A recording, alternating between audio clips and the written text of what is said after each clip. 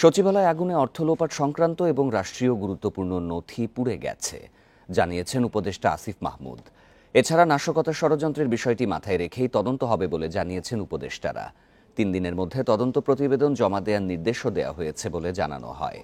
Foreign service একাডেমিতে সন্ধ্যায় উপদেষ্টা পরিষদের জরুরি বৈঠক শেষে জানানো হয়, তদন্তে কেউ দোষী সাব্যস্ত হলে কাউকেই ছাড় দেওয়া হবে না। সৈয়দ রিজওয়ানা হাসান বলেন, 7 সদস্য বিশিষ্ট উচ্চ পর্যায়ের তদন্ত কমিটিকে প্রতিবেদন জমা দিতে বলা হয়েছে। এই কমিটি অগ্নিকাণ্ডের কারণ ও উৎস খুঁজে বের করে 3 দিনের মধ্যে প্রাথমিক রিপোর্ট সরকারকে দেবে বলেও জানান তিনি।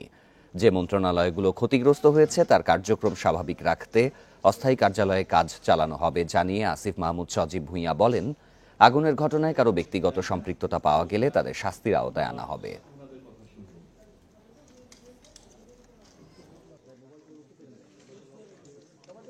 সিদ্ধান্ত হয়েছে যে একটি অনেক উচ্চ পর্যায়ের কমিটি কাজ করে 3 দিনের মধ্যে প্রাথমিক রিপোর্ট দেবে এই অগ্নিকাণ্ডের ঘটনার বিষয়ে।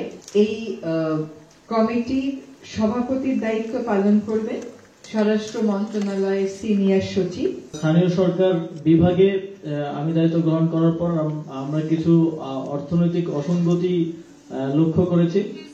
বিশেষ করে একটা জেলায়, পিরোজপুর জেলায় যেই বিভিন্ন প্রকল্পের যে বরাদ্দ দেওয়া হতো সেখানকার পিডি সহ সেখানে পুরো একটা কার্টেল করে সেখানে অর্থ লোপাটের প্রাথমিক প্রমাণ আমরা পেয়েছি।